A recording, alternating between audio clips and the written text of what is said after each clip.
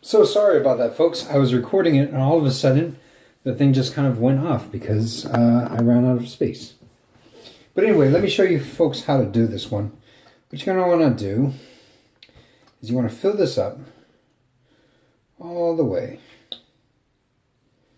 to the top. There we go. I'll put the extra in there. And then this one, it's going to take a little finesse. What you're going to want to do is you want to take your finger, put it over here, and you want to turn it upside down. And then put your whole thing underwater, not the whole thing, just the top part underwater. And if you did it right, you'll be able to see it from here. You'll have no air at the top over there. And then what you're going to want to do is I'll push this thing down a little bit. There we go.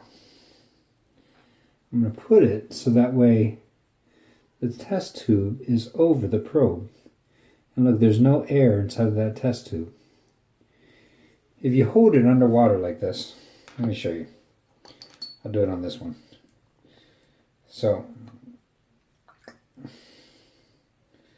let's fill this up.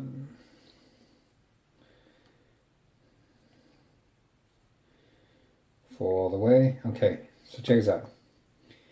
I'm going to put my finger over this thing. I'm going to turn it over so that way there's no water coming out. Now, I'm going to put it all the way down so the top of that is fully submerged. And then I'm going to move my finger. Now, as long as you have that top part underneath the water surface, the water in here isn't going to come out. If you were to raise it up too high, there we go. It empties out. So let's get that started again. Okay, fill up, put in, fill up. Oh, I missed it a little bit. It's alright, this is just kind of salty water. It's not exactly salty water, it actually has magnesium sulfite in the water, but you can get your fingers wet a little bit. Make sure to wash your hands off after you're done.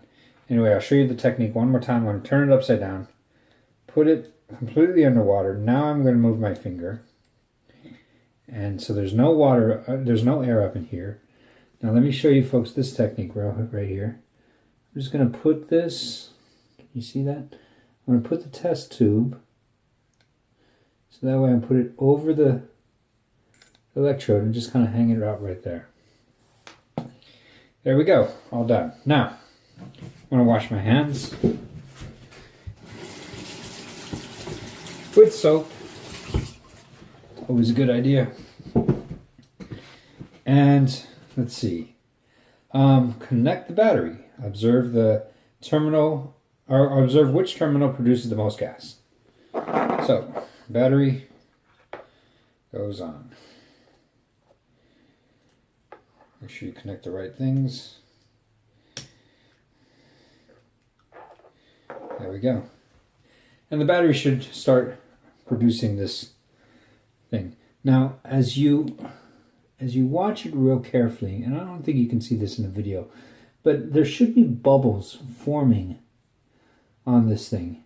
Now, what's happening is there's a reaction taking place right at the electrode, and then that's forming, letting off a gas. Now, that gas is going to start to be collected in one of these test tubes.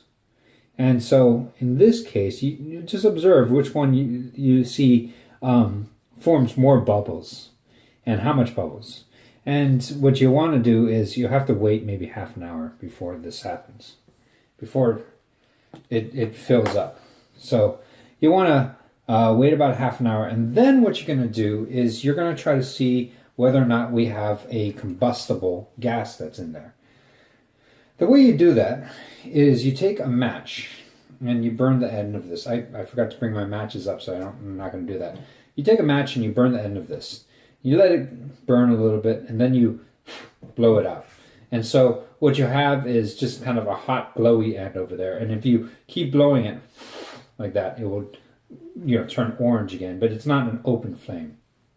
And what you're going to want to do is you're going to want to take this test tube. I'm not going to take it off right now because I haven't waited the full half hour, but let's pretend that this has gas in it. And I'm going to bring it up to the top, and then I'm going to open it up real quick, and I'm going to put the splint, the burning splint, inside like that. So I'm just going to go like this and go straight in like that. Cool. So like this, straight in like that. And what will happen is this combustible? Does the little splint glow back up again? Does it have a little pop? Did the gas get burned up in the process? You'll want to do that.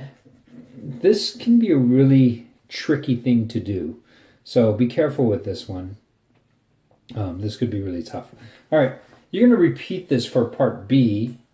The only difference being is that you're going to use a salt solution in there, and what you're going to also do is you're going to take some phenolphthalein test paper like this, and you're going to roll it up inside the beaker.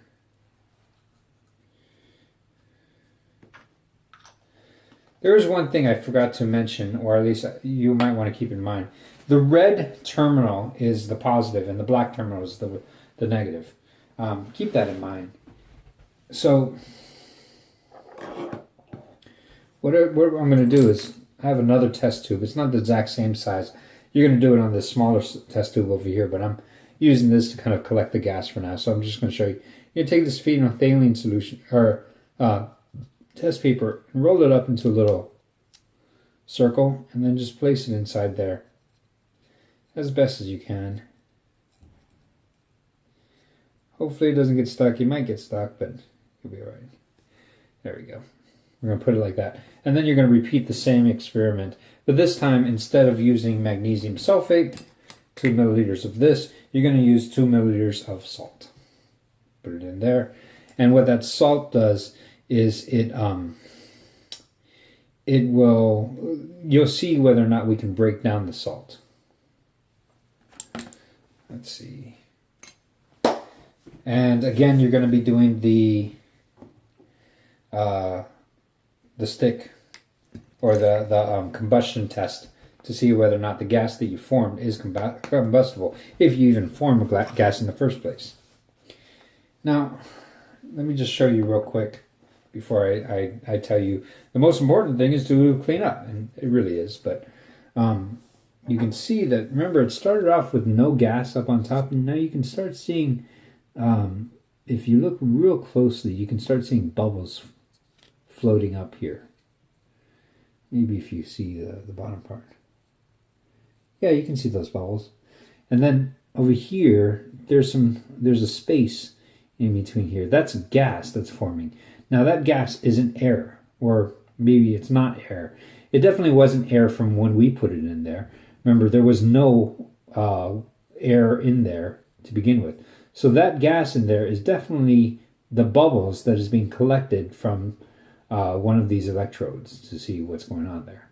So that's kind of what we're trying to collect. Now, if you want to fill this up with something that, is actually, a significant amount of gas, it's going to take some time. And in this case, it might take up to a half an hour. You might even wait a little bit longer than that. Just put that there. Again, the most important part of your lab, cleanup. None of this stuff is very super corrosive. And if you throw it down the drain, but then you run the sink for, maybe a minute or so, it will dilute it well enough for you to not have to worry about anything too bad going down your pipes. All of the solutions that we have here are of very low concentration.